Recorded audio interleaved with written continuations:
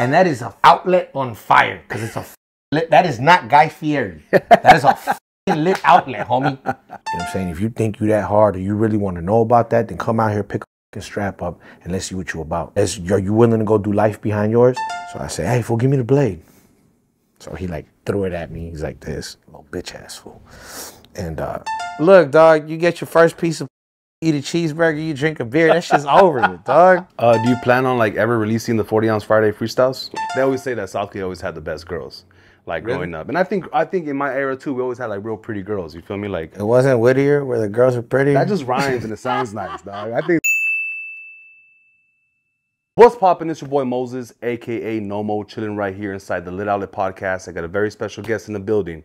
I got Mr. 40-ounce Fridays, baby. Hazerd to the mic. That's right. Welcome to the pod, my boy. Thanks for having me. Appreciate you pulling up. Absolutely. Welcome to Southgate, the first and last time you're probably ever going to be in Southgate, because the only time people pull up to Southgate is to be on the Lit Outlet Podcast. Have you been here before? What's poppin'? It's your boy Moses. We're taking a second from this episode to bring you a word from our sponsor. This episode is sponsored by us, the Lit Outlet. The best way to support the channel is to like, comment, subscribe on every episode. Don't forget the reels on Instagram. Don't forget the shorts on YouTube. Make sure you guys like and comment on everything you see from the Lit Outlet. Also, another big major way you can support the channel is to join our Patreon. The link is down below in the description. You keep the channel alive by pledging $1 every month. You can also do $3, $5, $10, $20. But all I'm asking, if you're a Liddy and you're enjoying the content, to at least join our Patreon for $1 a month. Another way you can support the channel is to buy some merch. We got hoodies for $40 and we got t-shirts with this logo for $25. If you want to support the channel, those are the best ways. But also, if you want to just keep enjoying the content for free, you can do that too. I don't mind.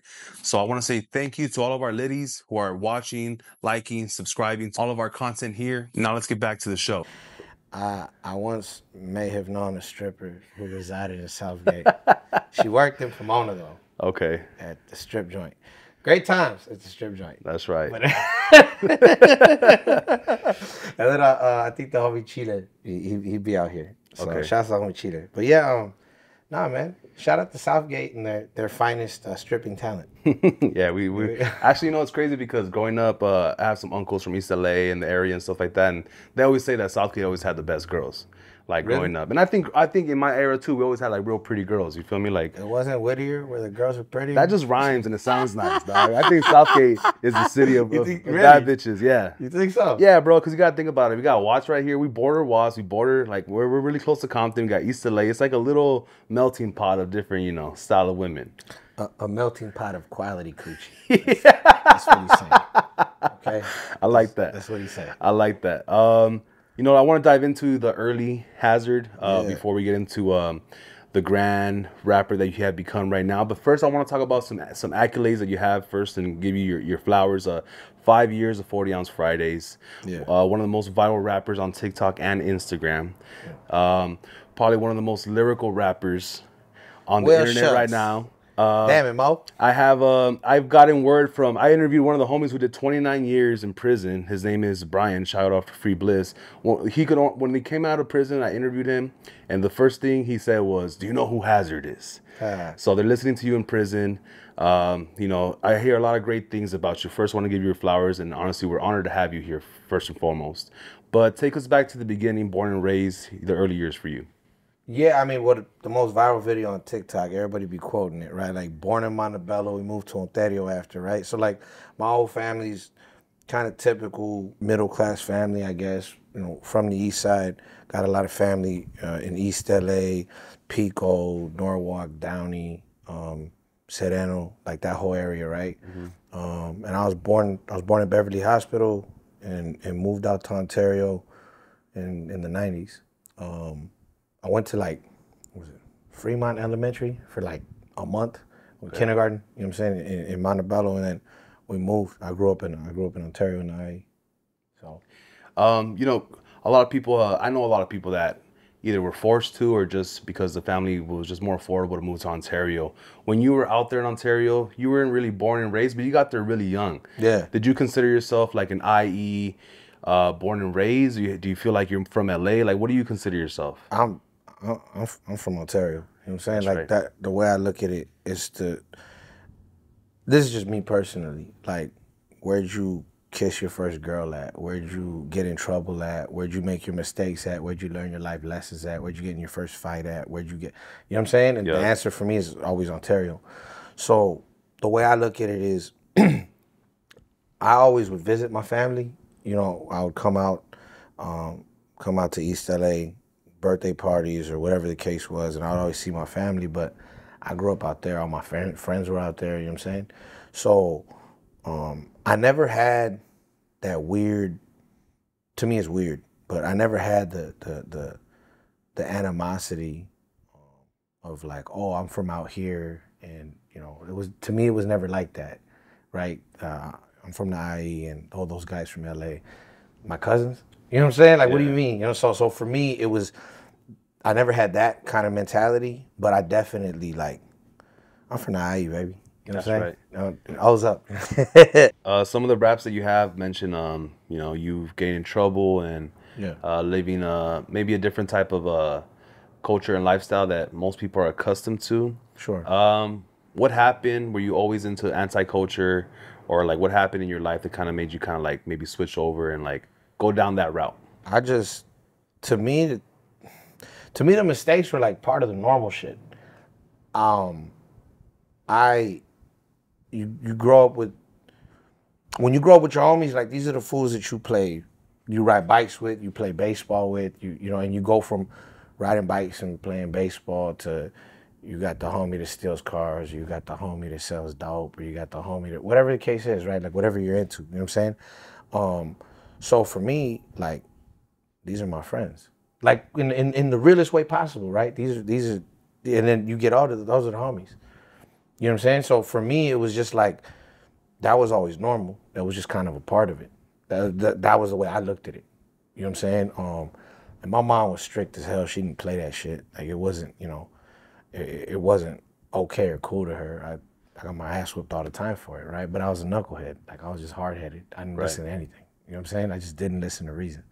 So, yeah, I mean, I don't know. Like what? I think I was 12 when I got expelled for like possession for sales. And just fighting all the time in high school and shit. You know what I'm saying? I was a knucklehead though, to the point where you couldn't tell me nothing. So like, I would go to school because that's where the ladies were. You know what I'm saying? Like, hey, fool, you want to ditch? And it's you and like 3 of your boys. Like, this is fucking hard. This is gay. What, bro? Like, you know what I'm saying? Look, shouts out to the alphabets. I don't know. I'm not saying that. But I'm just saying, like, you went to hard. Like, bro, we ain't even do nothing. For me, what it was, I always tell the story. We ditched school and we ended up back at school. That's how boring it was. Like, we left and then we end up fucking back at, I'm like, dog, what are we doing, dog? Like, I had to sneak back into school. Like, what are we doing, Pedro? Like, you know what I'm saying? So that was, for me, I was just like, I never really understood the whole ditching thing, right? So I got into plenty of trouble at school.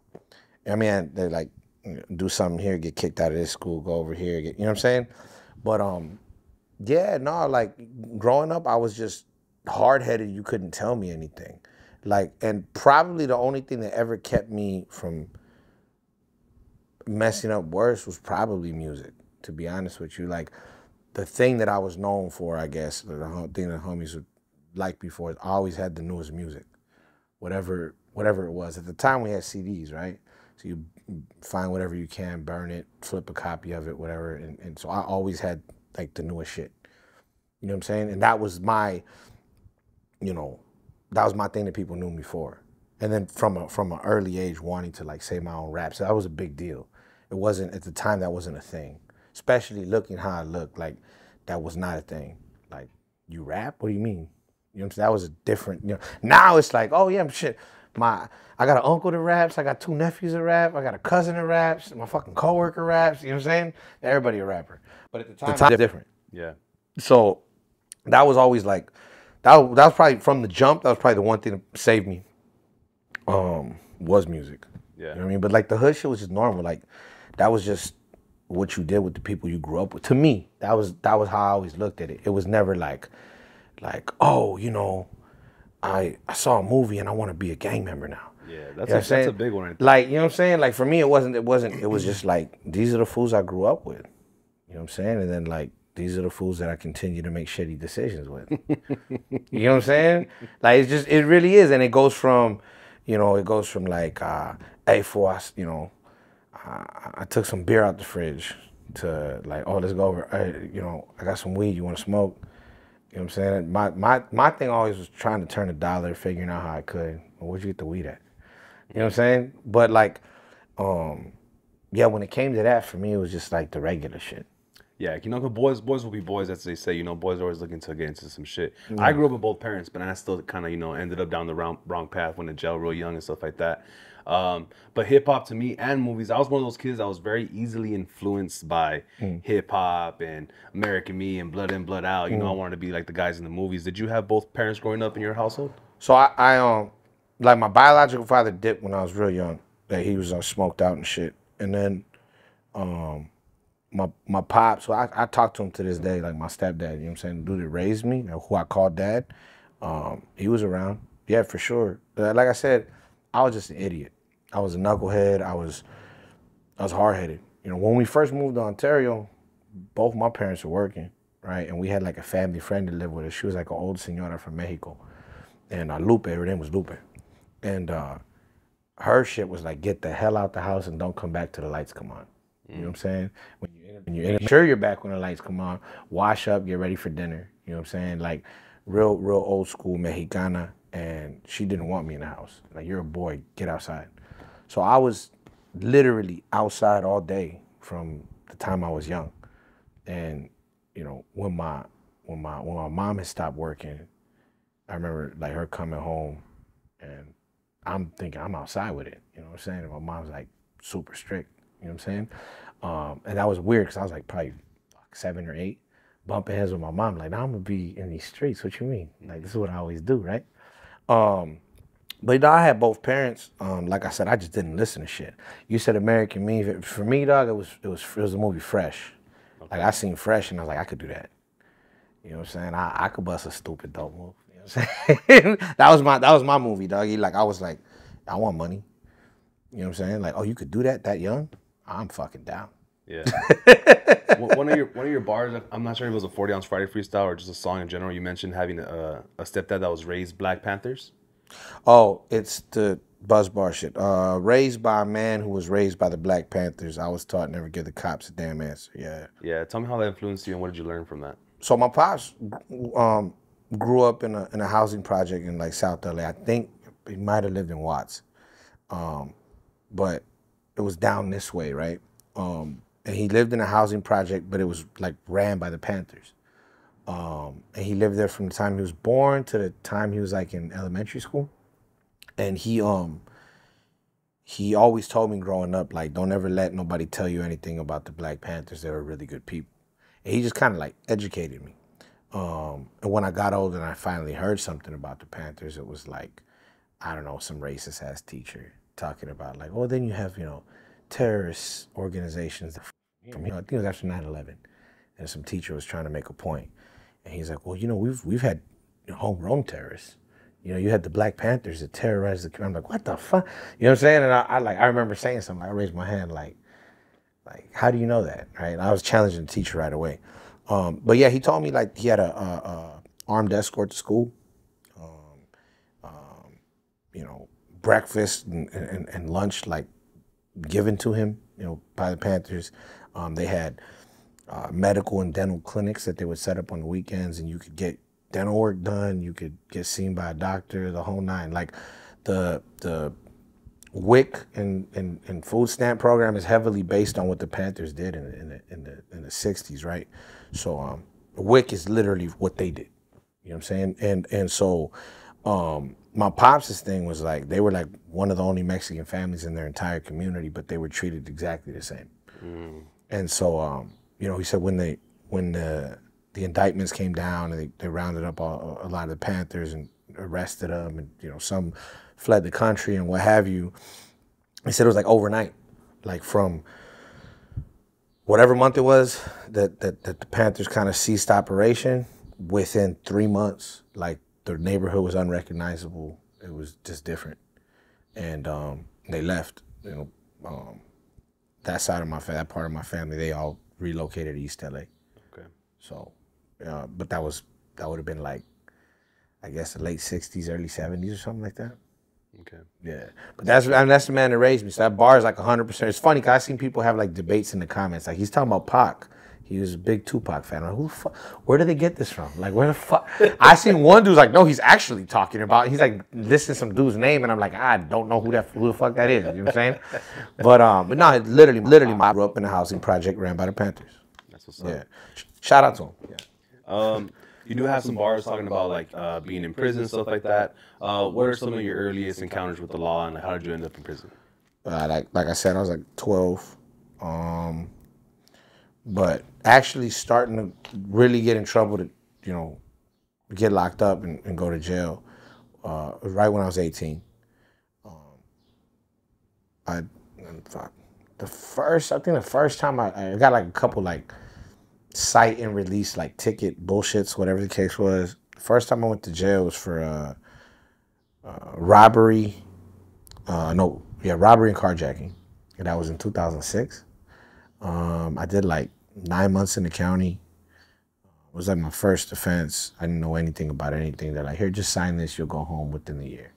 Right? Sign this joint suspension and a strike. This was my plea bargain. And I was like, I get to go home? All right.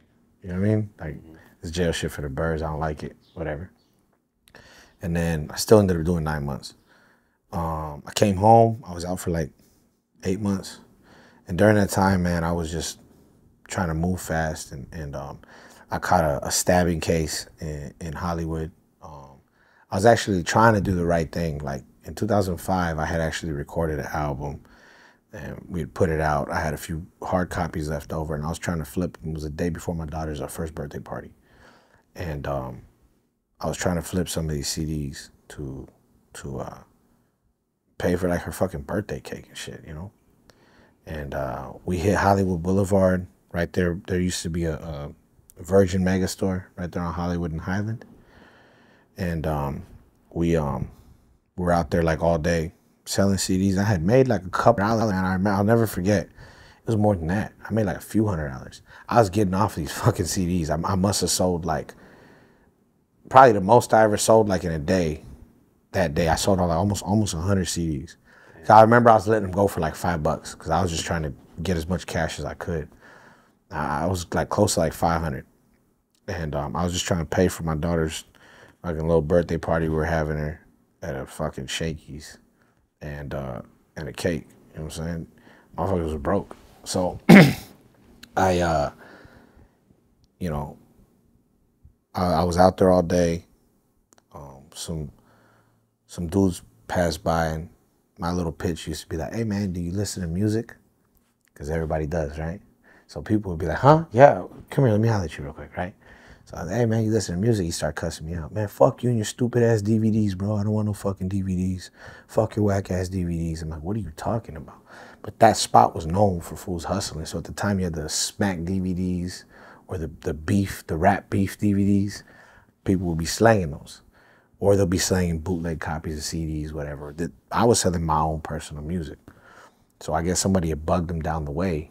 He got mad at however they got at him. So he thought I was with them or something. So he starts cussing me out. And at first I'm letting it slide, like, all right, bro, all right. But he motherfucked me like one too many times. I snapped. I'm like, well, motherfucker, what's up then?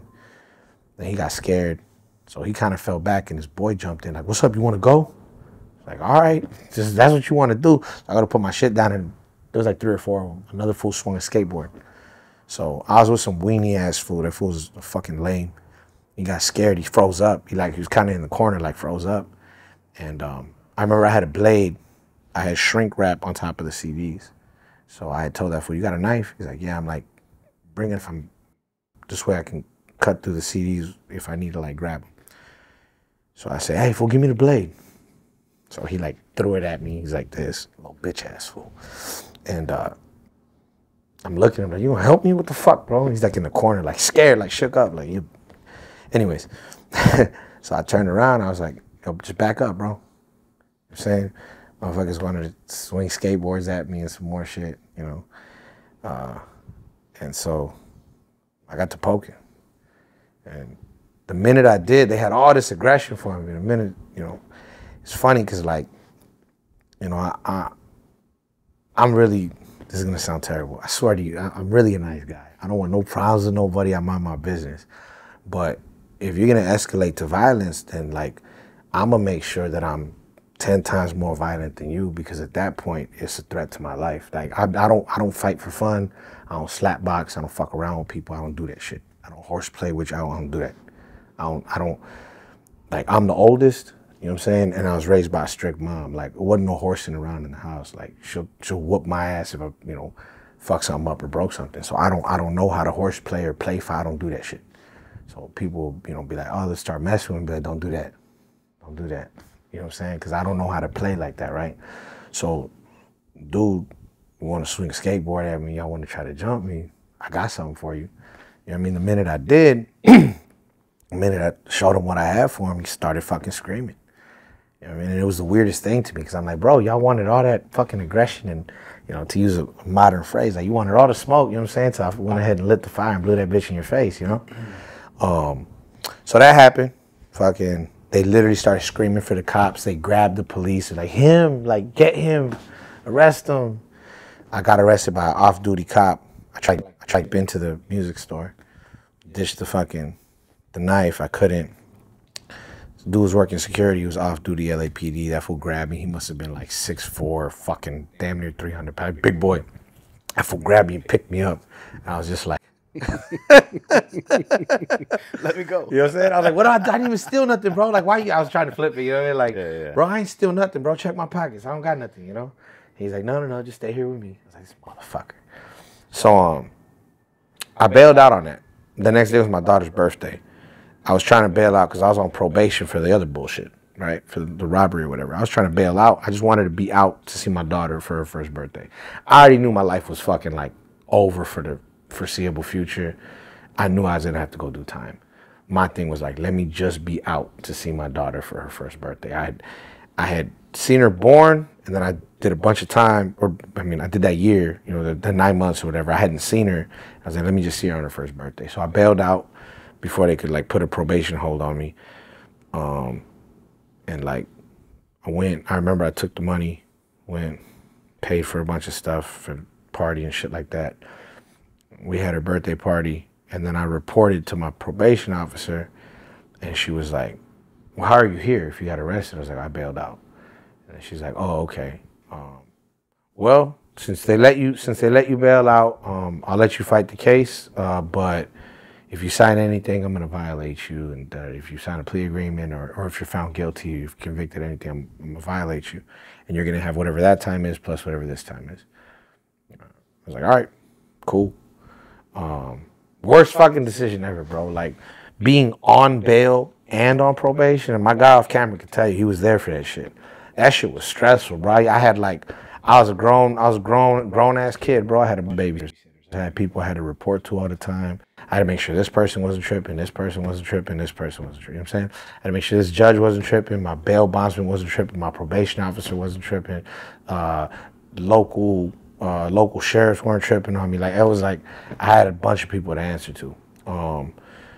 By the end of that summer, this is like 2007, I caught another case, conspiracy to commit a crime for a robbery, and that was it. They sat me down for that. That was like the end of 2007. I ended up doing like 5 years total. I got lucky. That stabbing case, they were never able to find the victim. Like, he stopped wanting to cooperate or go to court. So I was able to kind of like get that taken care of. Basically, you know, added another felony to my record, but I didn't really have to do any extra time for it. You know what I'm saying? But yeah, that was like, my life was like kind of fucked from like 2006 to like 2012 I got out. And in 2012 when I got out, I was on high control parole. So that was, you know, another 2 years of like bullshit. You know what I mean? Like, the way I look at it is like, this is what I try to teach my daughter. Like, we're in schools now. We talk to the kids and stuff. It's a blessing. I tell them like this: look, bro, you don't gotta listen to me. You really don't even gotta listen to your parents. I'll be honest with you. But eventually, you're gonna mind somebody, right?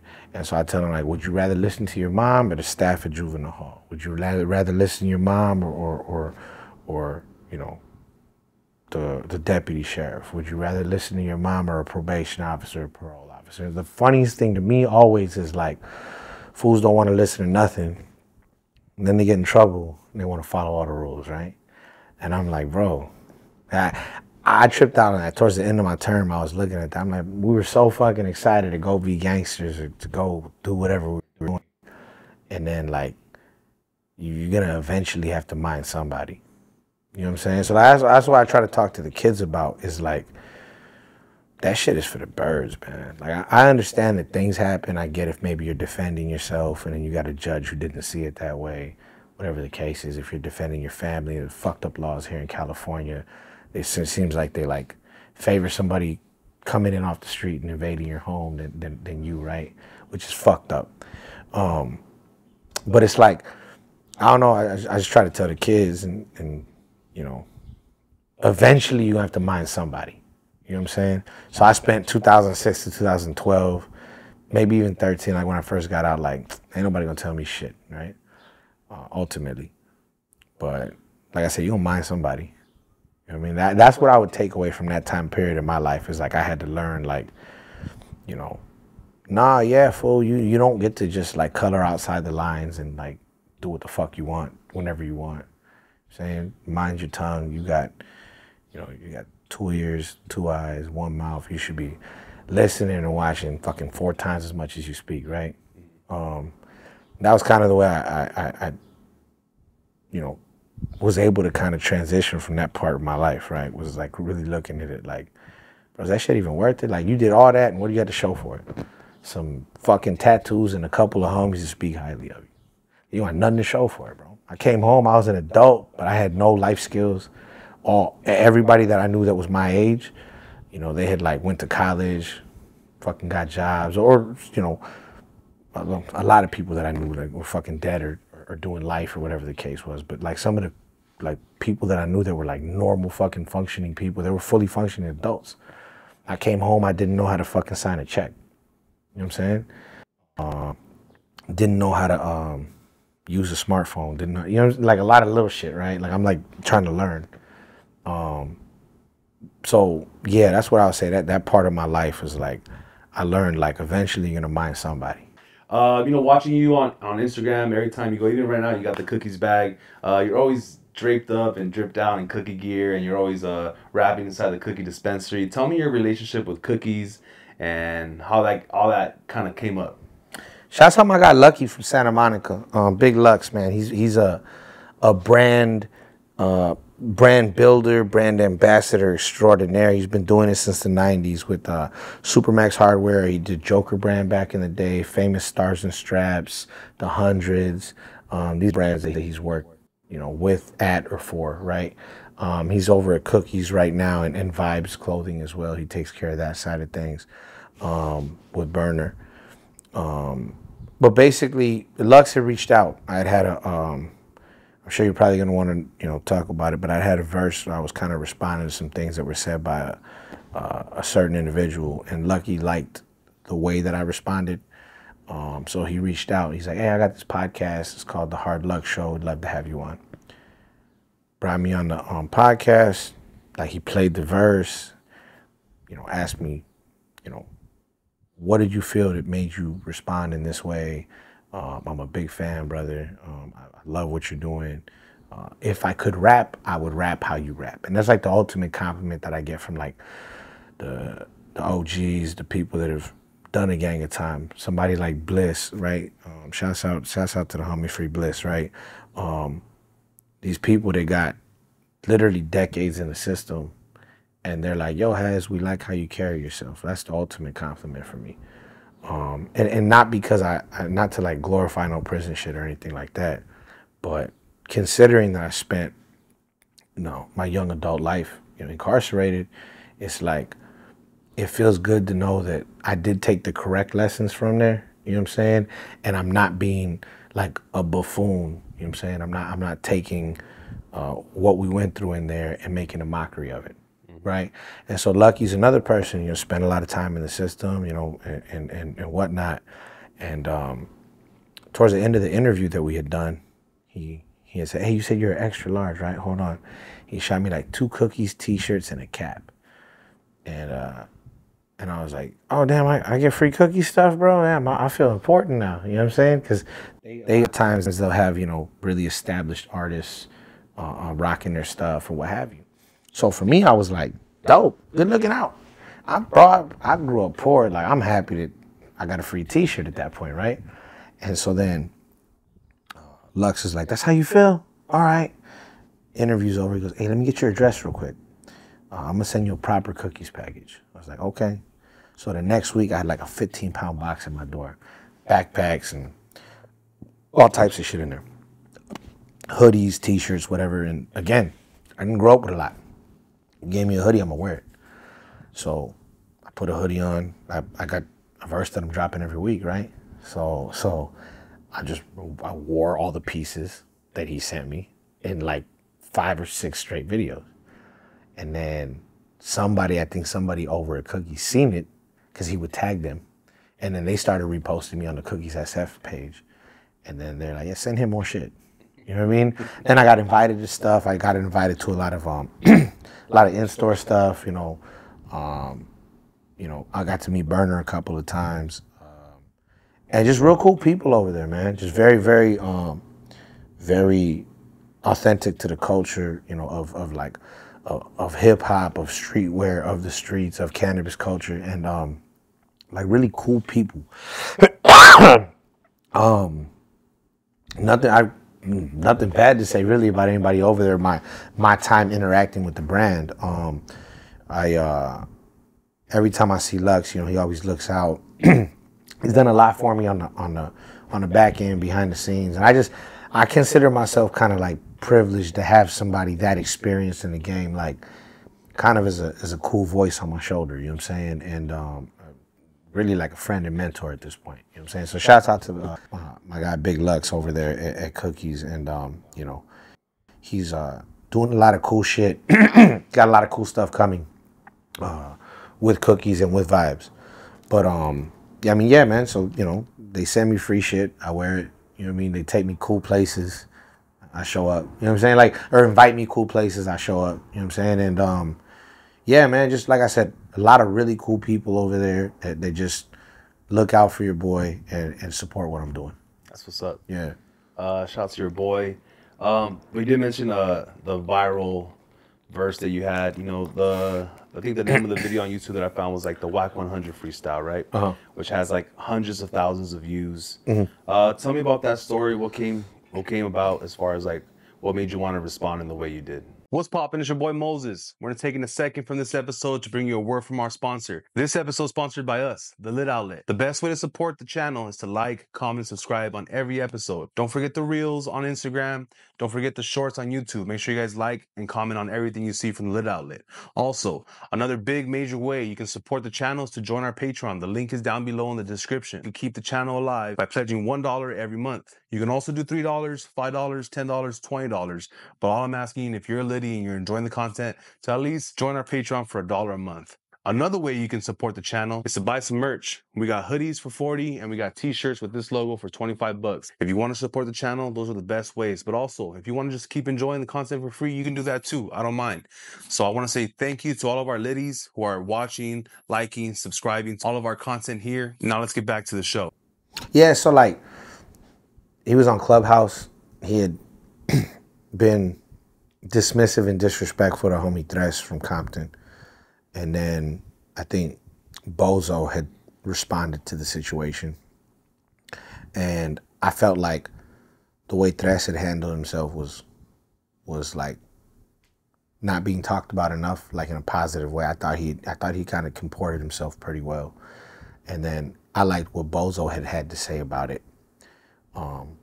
So in the beginning, I said, yo, shouts out to Tres and Bozo for repping properly for our people, right? I had said that. And then the bars are kind of self-explanatory to me. It was how I felt. Like, I really love this music shit, but it makes me laugh because people pick and choose when they want to be on some street shit in it, right? They'll say one thing and mean another. They'll speak out of one side of their mouth and do something over here with their other hand. You know what I'm saying? And so my thing was like, a lot of that shit shouldn't even be spoken on, right? Like you were asking me questions about how I grew up, and I'm finding myself kind of editing myself. And let me not say that word, or let me not say that specifically, or let me not, right? Just because most of the shit isn't for the cameras. And I understand that you got a channel here, and like, I've seen some of your interviews, they're dope, but they're respectful and they're tasteful. My thing is like, when the fuck did all of this stuff that should be left off the internet, like, become completely okay for the internet? Like, it's like, I have people that'll hit me and ask me questions, or they'll use certain words or lingo, and I'm assuming that they've done time.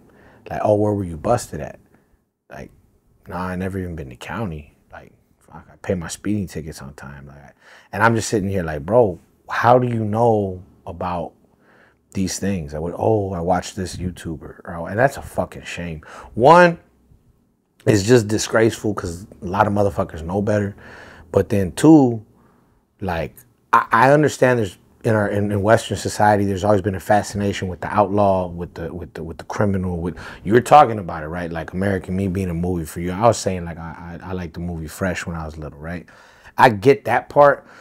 I just don't know how we got so specific with respects to prison, coming in and out of it, the inner workings of it, and wanting to speak on that, and then acting like you're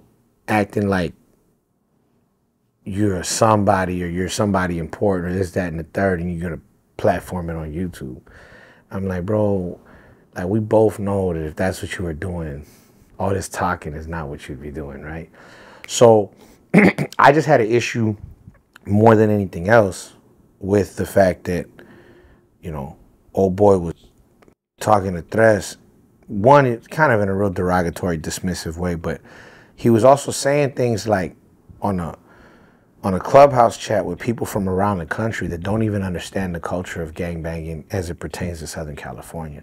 They had no idea what they were talking about. And like, they really have no business knowing what they're talking about, in my opinion. You know what I'm saying? If you think you that hard, or you really want to know about that, then come out here, pick a fucking strap up, and let's see what you about. Like, if that's what, you know what I'm saying? Are you willing to go do life behind yours? Because ultimately, like, to me, that's what it comes down to. You know what I'm saying? But like, these fools are fucking weenies. They're fucking lame. Like, we just being real. If your entire image and persona, every other word out your mouth is the homies this and the homies that, and you ain't done a prison term, shut the fuck up. Very disrespectfully, completely fucking, all the disrespect intended. Like, you talking about this, that, and the third, and you talking about these politics and this, and you ain't never been nowhere, bro. Shut the fuck up. You know what I'm saying? The worst ones, though, are fools that, have done time on real low-level yards, quiet as a church mouse when they're in there, and then they come out and they're the fucking super thug, they're the super gangster. Like, shut the fuck up. You weren't acting like that in there. You know you weren't. You know what I'm saying? And so for me, that attitude was like on full display in that conversation. Tres was trying to redirect the conversation, make it about music and whatnot, and old boy was just saying some real ignorant shit. So, I mean, it's what he does. It's what he's known for. You know what I'm saying? It is what it is. And I felt like I addressed it in a clear, concise, respectful way. If anybody want to know how I feel about that situation, go listen to the verse, man. I feel the exact same way today I did then. It is what it is. You know what I'm saying? Yeah, I definitely recommend anyone to go check that out. It's definitely a real good verse. Appreciate it, man. Thank you. Yeah. Speaking about more good verses, you have the 40-ounce Fridays, right? Yeah. So if you could break that down for us, because at this point it's about 5 years plus of 40-ounce Fridays. Tell me about the beginning of it and what made you want to just keep going with it and going this hard. Yeah, well, we just did the 5-year anniversary for it. Shouts out my guy Gabe over at the Formula. My guy Danny Zico at Room Z. We had a pretty dope event a couple of weeks ago. Really proud of the way that went. With that said, man, I was done with music at that point. I wasn't making music. I had gotten custody of my daughter, and I had kind of shut everything down to focus on that. When I did that, my boy Urban, he's from the 818. He was in a rap group called All Angles, and they had kind of stopped making music, but Urban was making beats. And so he's like, hey, bro, I got a bunch of beats I want to show you. I think you would sound dope on them. And I was like, yeah, I'm not really making music like that, but come through, like, show me what you got. Show me a bunch of beats that were really good. We started recording to him, and then I'm like, bro, I'm tired of making music for tens of people. You know what I'm saying? Like, something's got to change. So I was like, yo, I got this one video. Remember when I was all blackout drunk, you know, rapping? Like, my most viral video on TikTok, it was an old-ass video from Facebook. I just reposted it on TikTok, and it went crazy. So I remember that one video, I'm like drunk. People seem to like that shit. Like, what if we flipped it into a series? We'll call it 40 Ounce Fridays, right? So then Nipsey had just passed. I remember looking in the mirror like, bro, if you died tomorrow, you're like a shitload of just like wasted talent, unfulfilled potential. And that bothered me. You know what I'm saying? Like, well, what are you leaving? Like, what are you leaving behind for your daughter to be proud of? What are you leaving behind for your family to be proud of? Like, you ain't done shit with your life. You fucked up a bunch, caught a bunch of charges, you did some prison time, got some tattoos, came home, worked a whatever ass job, and now you're fucking, you know, what? You know what I'm saying? You are the definition of like a fucking local rapper that never did shit with himself. And it just like pissed me off. So we started 40 Ounce Fridays. The homie Icon had done some like contest. It was over a Nipsey Hussle beat. And I came in second, and I should have won that. Fuck you, Icon. I definitely should have won that shit. And I'm the type of person to be like, oh, bet you think I'm not? Oh, watch this. So we already talked about, we had the name, everything. But my boy was like, bro, like, come through to my pad and we'll do it in my room. Like, we'll set it up. It'll look dope. He had a bunch of vinyl. He's like, get you in front of the records. It'll look cool. I was like, bet. So we started. You know, we're talking about your setup right earlier. Bro, we started that with a fucking Android phone and a Bluetooth speaker. Like, if you go back to volume 1, I'm not even rapping at the mic. By like volume 3, we figured out I could rap into the mic and he could edit it in Pro Tools or whatever. He didn't even have Pro Tools. I think he had like Adobe Editor, Adobe Sound Editor, something crazy. And that's what he was mixing the vocal track on. But, you know, that was how we started. And then it just kind of took off. It took on a life of its own. I always say, shouts out my guy Urban. We like never put out any of the music that we recorded. 40 Ounce Fridays became its own thing. And then we were going to do a full year. And at the end of the year, I was like, we'll put the music out. But after that first year, COVID happened. The shutdown happened. So I just kept doing the verses from home. I was recording them on my phone. I had like another phone playing a beat. I had like a work phone playing a beat. And then I got my lady or I got one of my daughters like recording me and shit. You know what I'm saying? And then I'll take all that. I'll take the voice note and the different video and I'll send it to Urban. He'll edit it, put it together, and send it back to me. Right? We did that for like 30 weeks. You know what I'm saying? And then we got back to his pad. We kept going, and he's like, "Bro, you're gonna hit 100 of these." And I was like, "Yeah, that's fucking crazy." You know what I'm saying? I'm shocked. This is really dope. About 105 in, he was like doing the family thing. He's like, "Bro, I don't really got time like that anymore. Like my bad I can't do this anymore." Right at that time, my boy Danny Zico had opened up his recording studio, Room Z, and he's like, "I'm trying to drum up, so you know, a name for my shit. Come through, do them here."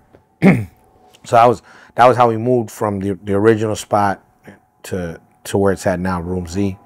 And then me and him just kind of figured out, like Zico taught himself how to fucking edit video. He bought a camera, the whole nine. You know what I mean? How to overdub audio. He's already a sound engineer, but he like really figured out the whole lining up, you know, lining it up so it didn't look like a bad kung fu movie. Mm-hmm. You know what I'm saying? And just really killed it, man. That's my guy right there. For real, I'm godfather to his son.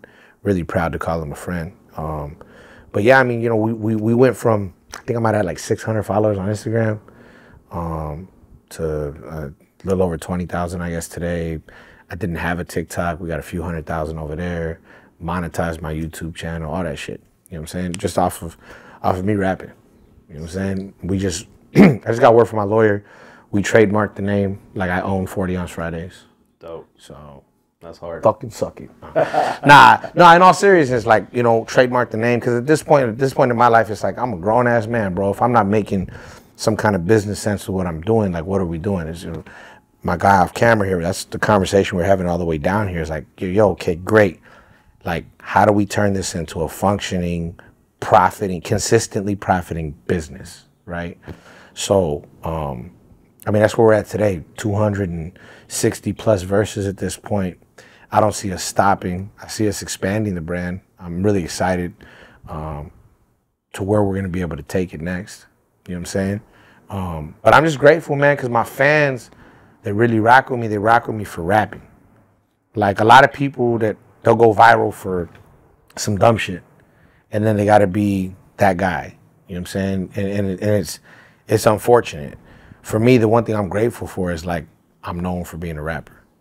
You know what I mean? Like, more than anything else, like, even with the whole Wack 100 bullshit, whatever, people know about my lyrical response situation, right? And so, like I said, I don't want no problems with nobody. I mind my own business. You know what I'm saying? If I'm able to make music and have people listen to that and fuck with it, you know what I'm saying, and connect with it and whatnot, if I got homies that are in prison talking about, yeah, like, we listen to Hazerd, that's dope, man. That's a blessing. You know what I'm saying, ultimately. So the one thing more than anything else that I'm very grateful for with that series is the fact that it's, you know, people know me as a rapper for rapping. You know what I'm saying? It's not some fucking publicity stunt that I did. It's not no weird shit. You know what I'm saying? So that's probably the thing I hang my hat on the most is, like, people know me for being consistent with this shit. That's dope. Yeah. There's some bars that I want you to dissect. So I wrote a couple of them down. Let's do it. It goes something like, let half of these half-rapping cholos know that they shit whack, but I'd rather they continue than have they mama reaching for a tissue stack.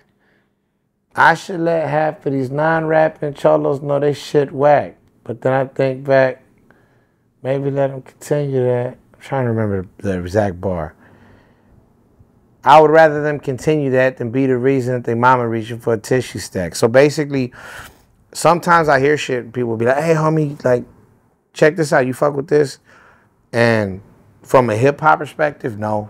You know what I'm saying? Like, if I'm listening to the bar structure or the rhyme scheme, if I'm listening to the punchlines or the lack thereof, if I'm listening to the pocket or the lack thereof, you know what I'm saying? I'm trying to follow you here, but you having a hard time following that beat. That's tough. But then it's like, okay, but this gang member is making a shitty song instead of a shitty decision, right? Maybe the shitty decision was to make the shitty song. But I mean, like, and that's where, like, I'm, you know, hey, bro, keep going. You know what I mean? Instead of being negative about it, I'll tell them, like, well, maybe, you know, work on your pen, work on your craft, right? I'll tell the homies that all the time. Like, you got to keep pushing that pen, bro. You know what I'm saying? Because it ultimately is a muscle. It's, you know, it's your mind, right? Sometimes I be wanting to spaz, like, this shit is fucking whack. But then I'm like, man, you know what?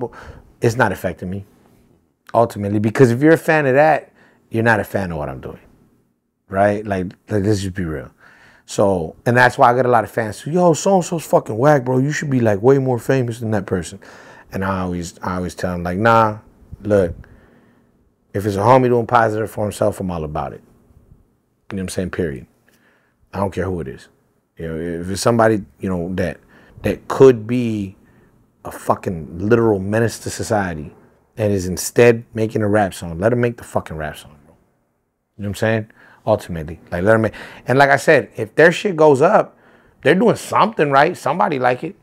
You know what I'm saying? So clearly somebody likes it. And if you like that, you probably don't like what I'm doing, and that's okay.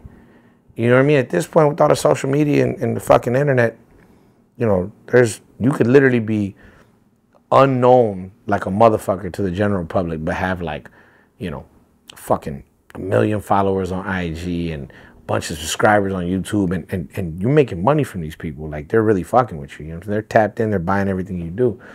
Bro, you made it. I don't care what anybody says. Yeah. You know what I'm saying? But that was kind of the inspiration behind that line. You know, like, for me, all my son's a baseball coach, right? His first team and shit like that. So I dipped and dabbled a little bit in the music industry, and what you don't see a lot of, because you do see a lot of recording studios, sound engineers, producers, right? But you don't really see, like, a a school of rap. Like people just kind of like try to learn rap on their own, and obviously there's like levels to this shit. There's like kindergarten raps. People just care about rhyming, but you're like a master's degree in like rhyming schemes, pulling up like you pull up what's it called, like quotes or like scenes in movies or pop culture, and you intermingle with it. Like it's a masterclass of rap. Like to me, it would be like, how come nobody has started a school of rapping, basically to break it down? There's a school of rapping. Is it? I want to make sure I give this dude his credit. I think it's Mickey Fax.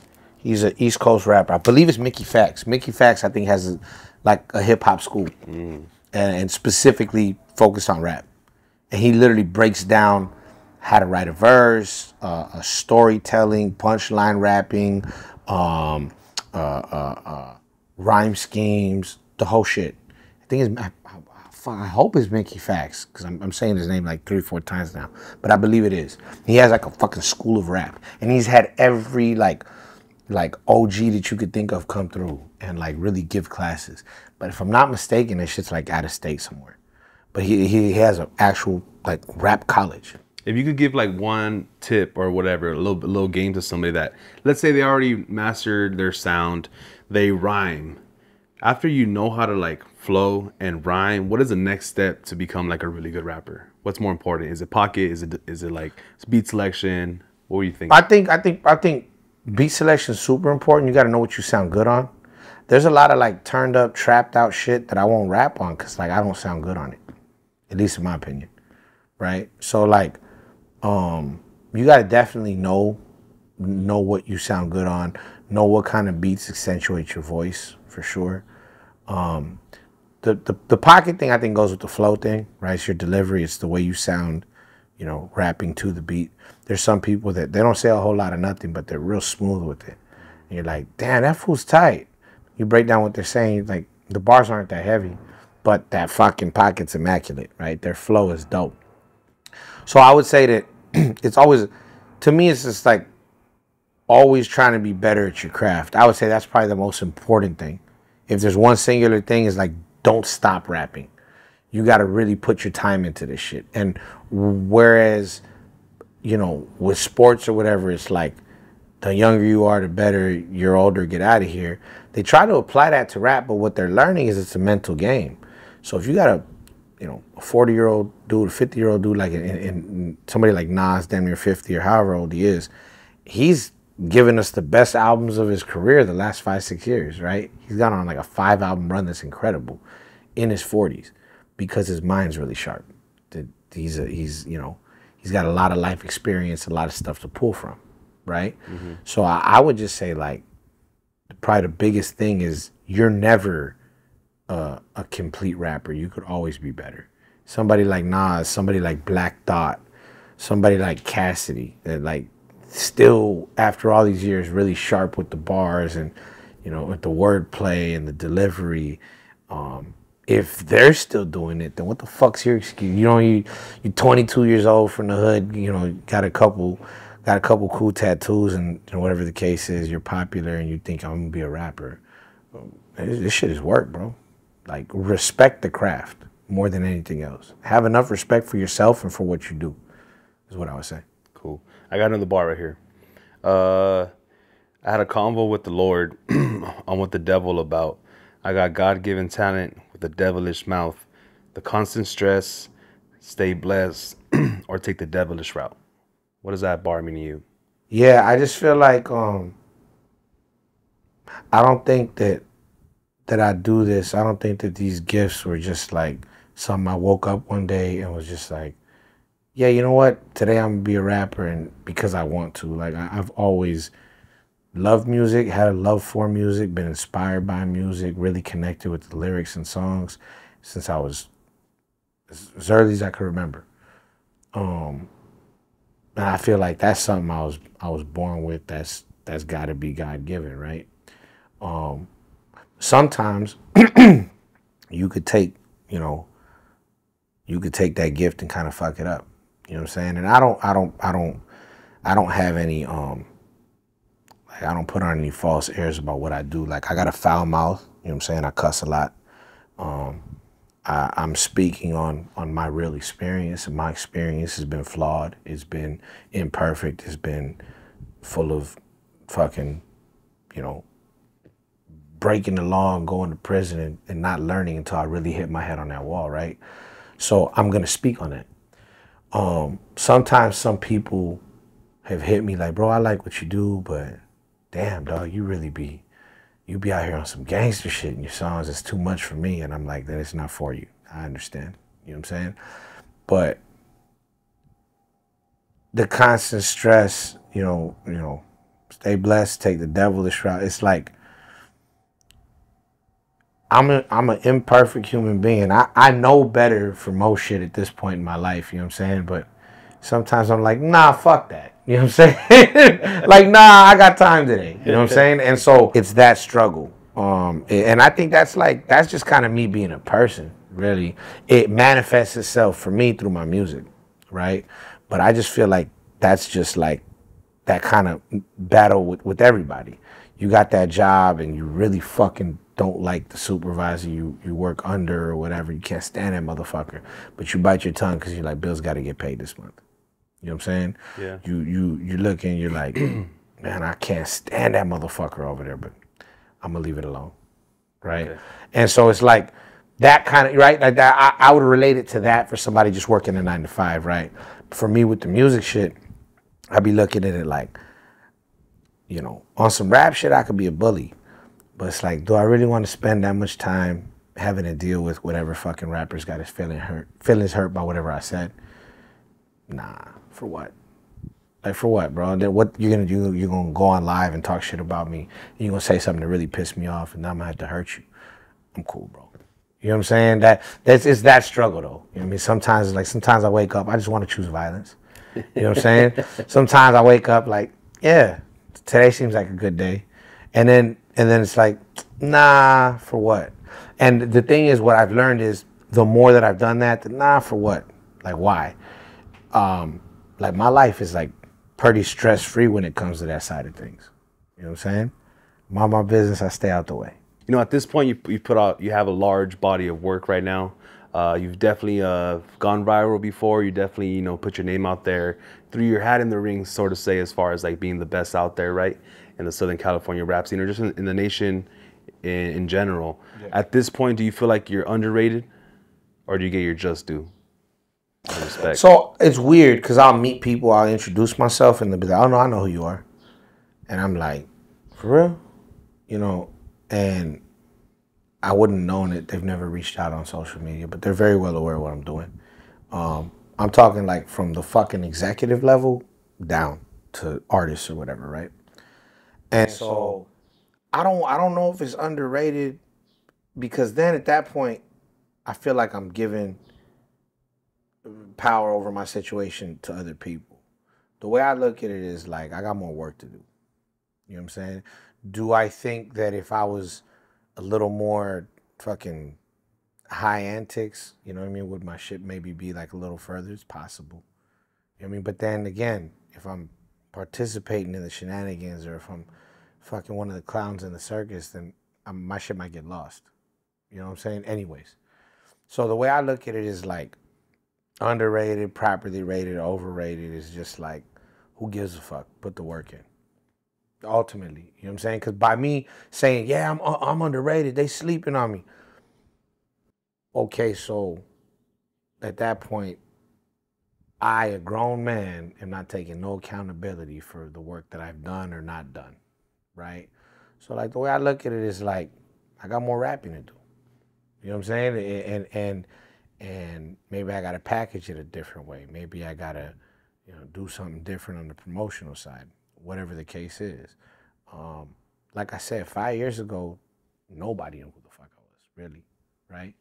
And today, I you know, if I'm in the right demographic, you know what I'm saying? If I'm at a fucking car show, you know, one out of every, like, you know, 6 to 7 cholos might know who I am. You know what I'm saying? No, I'm you know what I mean? There are some hood ratted hyenas that may, you know, lean on the fucking trunks and or hoods of cars, right? That might know who I am. So I take it. You know what I mean? Like, nobody was paying attention before, bro. So like, the way I look at it now is, You know, if I have thousands of people that I'm able to touch every week with my stuff, like, I'm winning. You know what I'm saying? I'm so grateful for the people that do fuck with me. I'd be an asshole to overlook them to focus on whoever doesn't. You know, we trying to grow the number that does, sure. You know what I'm saying? But like, I give a fuck, bro. Underrated or not. You know what I mean? It's just more work to do. Someone who's like a student of the game as far as like knowing and understanding rap at a high level like you do. Yeah. Do you ever have to deal with the thought of like making music that you like versus making music that you think will get more views? Yeah, that's always the struggle, right? That's always like the thing. What I've learned, bro, is just to put my best effort into whatever I do and then leave it at that. I'm not gonna, there's certain shit that I'm just not gonna do because I'm like, that doesn't sound good. And if it is the thing that blows up and I got a fucking rap song every night, I'm gonna be mad. You understand what I'm saying? So, but like, I could push my pen a lot. So sometimes there's records that I like I like the way they sound, but I know I'm not gonna sound good. So I'll write this shit for somebody else. Or I'll just lay the hook idea and I'll be like, keep that. If you hear somebody that would sound good on this, let them rap on that. You understand what I'm saying? Because I could push my pen. So like, for me, no. I would say that like, I'd probably like ghostwrite the records that I wouldn't want to do personally, is the way I'd probably look at it at this point. You have a music video. You have a lot of good music videos, but the one that stood out to me was What You Heard. Yeah, it's crazy. Which had like a whole theme, had a whole storyline behind it, and it was very tasteful as far as how it was shot. Do you approach every video the same way? Was that one different? Why do you think that one stood out? I got a couple that I'm proud of. I think Modern Day Slavery, Start a Riot, that was real early. That was me actually on parole trying not to get violated. My parole officer told me when I came home, like, I'll violate you for a rap lyric. Fucking try me. It's his words. So I was like, okay. You know what I'm saying? So I was over here making like political protest music because I didn't want to touch nothing else. I really am proud of like the Riot video. I'm proud of the Modern Day Slavery video. When it comes to What You Heard, my guy Lyric shot that. The song was actually a beat sent to me from my boy Casper. He's the artist on it. I was actually supposed to be featured. And what happened was I wrote the hook, I wrote a verse for it, and then we ended up doing like a whole collaborative project. We called it Black Mamba. It was supposed to be 8 songs, 24 minutes, you know, 2 artists, you know, kind of on the same shit, just going as hard as they could, right? Mamba mentality. And it started off that song. So we were like, oh, we should shoot a video. It's like the first single of the project, what have you. My guy Lyric's been doing videos for a long time, and it's really dope because if you look at that video, if you look at a video he shot 8, 9 years ago, you can just see the growth in him. You know what I'm saying? And he's a fan of what I do. Him and Casper been working together forever. And it was a video shoot where everybody liked each other, everybody got along really well, and it kind of came out in the final product. You know what I'm saying? I think that's probably what you've seen. And then we've all done kind of creative videos on our own separately, so we were all very much so pitching in and chipping into the creative part of that video. You know what I'm saying? We really wanted to make it what it ended up being, right? So it's wild because I've never really gotten that compliment on that video, and that's always kind of bugged me because I've always felt like that was a dope one. So thanks for actually taking the time to watch, man. Yeah, no, it was a dope video for sure. Appreciate it. Another music video that I saw was, in my opinion, I'm guessing it's an early one. Writing on the walls or in the walls. Was it on the walls? Writing on the walls? Writing on the wall. Yeah. So that video also too, like your style's a little bit different to what it is right now. Yeah. Have you noticed or tried to make any changes since then? And what's different from your style? So I was kind of talking about it before. I was on parole, bro, and I literally had a parole officer that was fucking just a punk and like on some real like, I'll violate you for a rap lyric.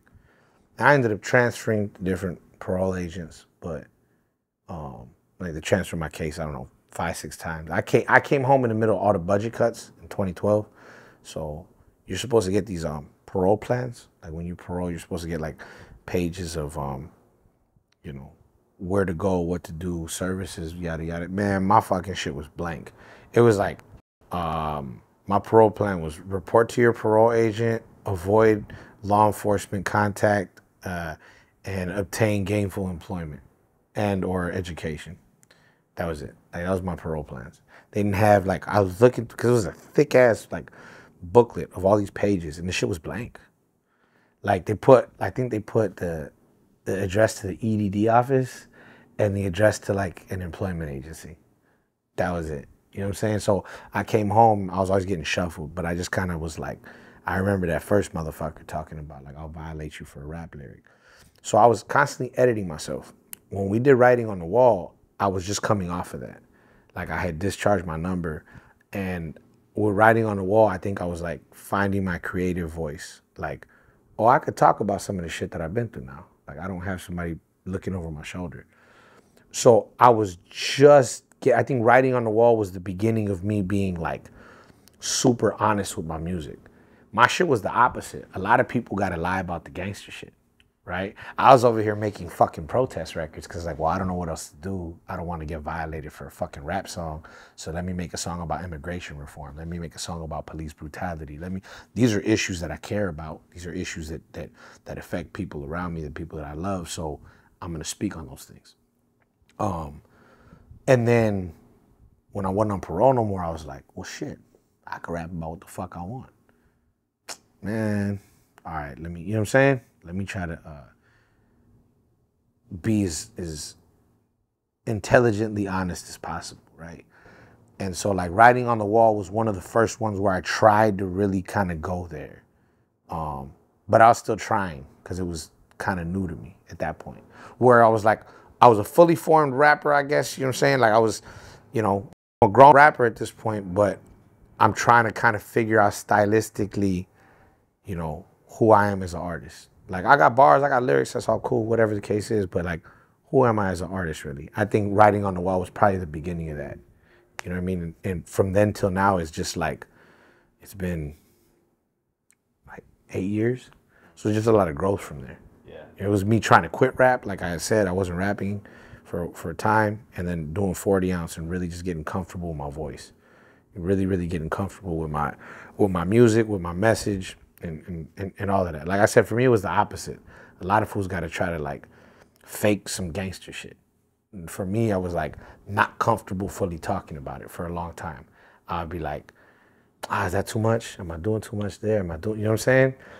And, you know, talking to people that have just either just paroled or, you know, however they might be reaching out to me from behind bars, like when I hear from these people and they're like, bro, you talk that shit, thank you. That's the ultimate compliment for me, because that was, you know, Writing on the Wall was the beginning of me really trying to find that creative voice, I think. You know what I'm saying? And so you hear the beginning of that and then go listen to Last Week. That's probably my journey as an artist right there. I think you know, I appreciate and I love seeing growth in art. So I just thought it was a dope transition, and you did it like tastefully. I just thought it was. I was a lot fatter then too. I started lifting weights after that video. I looked, I was like, fuck. Like I still be weighing a lot, but my body composition is different. Like motherfucker got like bigger shoulders and shit now. It was all bad. You gotta understand, bro. I paroled, I was skinny. I was probably about 165 pounds when I paroled, because I would run the track.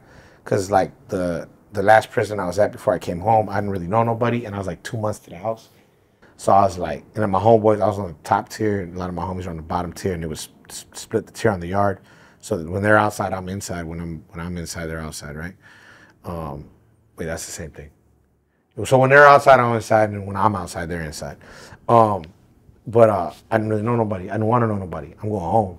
Like, leave me the fuck alone. You know what I'm saying? So I started running just so I didn't have to talk to people. And it went from like 5 laps to 10 laps. Fuck, by the time I left, I think I was hitting like 15, 20 laps every morning. Yeah. Right, when we had morning yard. Was it hot? You're somewhere where it was hot?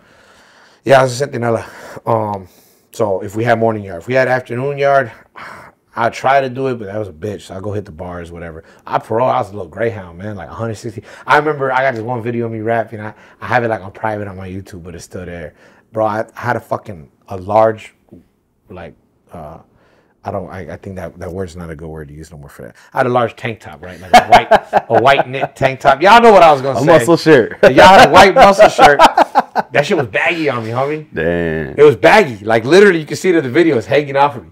Yeah. I was that skinny. You know what I'm saying? And I came home and I remember like, you know, food in jail and prison is bland as fuck. Oh man, the first thing you came home, dog. Eat. I knew I was in trouble because I remember when I was a kid, I had a sweet tooth. I got older and I was like, I guess I don't like sweets anymore. I was eating fucking jailhouse cakes and cookies and shit, you know, maybe a honey bun or whatever, and that shit gets old. So I was like, oh, I don't really like sweet stuff. I came home and do you remember those box cakes called Entenmann's? Red's like a white box with like blue letters. Blue letters and a little clear window. They had one of those. And I was like, hey, you want a piece? And I was like, no, I'm cool. Like I'm good. I don't really eat sweets like that. And like, I remember like my mom looking at me like, you don't eat sweets. I'm like, not really, right? You want a little piece? I'm like, all right, fine, I'll have a small piece. And I remember I took a bite and I was like, oh, I'm in trouble. This shit's all bad. I'm about to be a fat ass. I already knew it was over, you know? So I spent like my first 4 or 5 years, I would try to, at first you try to stay on your routine and shit. You try to stay on your program. It's hard though. Homie, look, dog, you get your first piece of pussy, you eat a cheeseburger, you drink a beer, that shit's over, dog. You know what I'm saying? It's over, dog. And then I came home and they're doing crazy shit to the food. Everything got sauces all over it. And hot Cheetos. It looks good. Everything got hot Cheeto dust on it. When the fuck did we decide that hot Cheeto dust was gourmet? Was fucking, it's like, sauce. You know what I'm saying? Like hold on. I made these enchiladas. Okay, I'm gonna drown them in fucking 3 cups of sour cream, guacamole salsa, and fucking hot Cheeto sprinkles. Yeah. Sauce, that's gonna be fucking $18.50 for 2 enchiladas. Like, fuck, dude. Me duele el culo, you know what I'm saying? but it was all bad, dog. I came home, they're sprinkling fucking Cheeto dust on everything, drowning everything in sour cream and guacamole. Yeah. Fucking charging you extra for the guacamole, those fuckers. Yeah. But that was all bad. So I would say that was probably the biggest difference between writing on the wall and now. I started lifting weights. You're rocking the Street Kings hoodie. Shout out to C's, Jorge Urea that we've had on the program before. Tell me your affiliation with Street Kings. Yeah, man. Shouts out to everybody over Street Kings. And I actually got brought over there by my guy C's. It was one of those organic relationships again, like with cookies. I went over there. They showed me a lot of love, blessed me with a care package, and I grew up with a little bit of nothing. So it's like, y'all gave me all this shit for free. All right, I'm gonna use it, right? And then just over the last year, popping out to different events. They do a lot of work with the community. They had a really dope toy drive over at their headquarters, you know, right before Christmas. That was really, really cool to be a part of. I mean, I think we blessed like over 400 or 500 people with like gifts, and we're talking like clothes, you know, for the women, dresses, purses, the whole nine, 501s for like grown men, you know what I'm saying, sneakers, Ugg boots for all the ladies, toys out the ass, like all kinds of different toys and stuff. That was a beautiful thing, and that kind of showed me like, you know, I was dealing with a group of people who really wanted to impact the community in a cool way. So we took the relationship from, you know, me just kind of coming around and hanging out to something a little more official. I've got Hazerd Sticks pre-rolls coming, a partnership with me and Street Kings, and then we're working on something else. I don't know when this video is going to come out, so we'll see. But I think a lot of people are going to start seeing me and Street Kings in the same place a lot more. That's dope. So yeah, man, it's I just like building with people.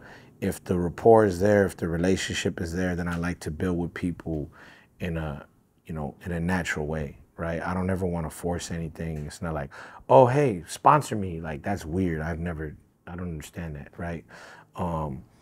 But if I can, you know, do business with somebody that I like, that I respect, you know what I'm saying? And the owner and the team over there is just a bunch of good dudes. You know what I'm saying? If I can do business with you, you know, pardon me, if I respect you as a man, if I respect you as a person, and I believe in what you're doing, then I could do business with you, ultimately, right? So yeah, Hazard Sticks pre-rolls coming with Street Kings. Shouts out to everybody over there, and shout out my guy C's. You know what I'm saying? He has actually since moved on to other endeavors, but he was the reason that I came through that door in the first place. I'm forever grateful to that guy. I just saw him last weekend. Check him out at the Ceficia spot over there in Pomona. You know what I'm saying? That boy be getting down with those with the tacos and the cocteles and shit like that. Super fire. Aguachiles. My mouth watering. that boy get down. Shout out my guy C's though, man. Yeah, like I said, everybody over at Street Kings for really just embracing me. Like I said, same kind of situation with cookies, right? It's a really dope organic relationship that we've been able to kind of build into doing business with each other. And that's always, to me, that's always the way to go. Do you plan on like ever releasing the 40 ounce Friday freestyles? Yeah, everybody asked me that. The problem is at the beginning we were jacking for beats. So we're actually like going back, we're reproducing the first 40 right now. And we're gonna put volume 1 through volume 40 on a flash drive. Gonna do some cool shit with the packaging. We're gonna do, shouts out to Nipsey, man, and his legacy, right? We're gonna do some Proud to Pay shit, and I've given people verses for free for 5 years. You know what I'm saying? I'm asking y'all to come rock with me, and I'm not asking y'all to do anything, crazy or out of the way. People have asked for these verses, and we're gonna give them to you in a concise way in a thumb drive, because nobody got fucking CD players no more, right? So you can get a thumb drive with 40 verses, and y'all let me know what that's worth to you. You know what I'm saying? Like I said, we're gonna do the Proud to Pay model. There's also, you're not just gonna get a fucking USB drive, right? We're gonna have like a live event. First people to purchase that thumb drive are gonna get access to that event first. I'm really excited, man, because like this was something in my head, and we took it from an idea that I had in my head to like something tangible, to a name and a brand that I'm building, that I own, that I'm growing, right? So yeah, a lot of people have asked that, and it's been, the whole copyright issue and whatnot, not wanting to step on toes, not wanting to fucking get sued, But yeah, the first 40 ounce Fridays on all new produced original beats will be available on a Proud to Pay method. Come shop with your boy. Like I said, I give you the shit for free every week. Come shop with me now. You guys said you wanted them in one place. We're gonna do it 40 verses at a time. You'll be able to get volumes 1 through 40, and we'll be able to do 40 through 80, 80 through 120. We got a little series. That's dope. It's a blessing, man. It's really cool. People have been rocking with me for this long, right? And it's grown. It hasn't diminished. It's only gotten bigger. So I understand how big of a deal that is. And I hear everybody like, yo, can we get all the 40 ounces in one spot? And this is what we're going to do. So that's dope. Again, appreciate you pulling up to the podcast, sharing your story with us. Yeah. Before you go, let the people know where they can find you. Are you on Instagram, TikTok, Spotify? Let them know how they can find you. All that, yeah. So on all streaming platforms, Hazerd, Hazerd, and then on Instagram, TikTok. I don't even use that shit, but what is it now? X? Yeah. Threads, whatever. At I'm a Hazerd, the letter I, the letter M, the letter A, Hazerd, on all your socials.